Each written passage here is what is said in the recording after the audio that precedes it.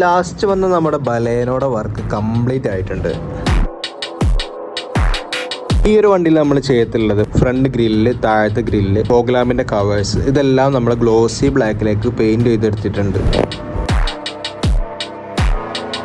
അതുപോലെ ബാക്ക് പോർഷനിൽ dicky garnish, Suzuki logo ഇതെല്ലാം നമ്മൾ ഗ്ലോസി ബ്ലാക്കിലേക്ക് പെയിന്റ് ചെയ്തെടുത്തിട്ടുണ്ട്.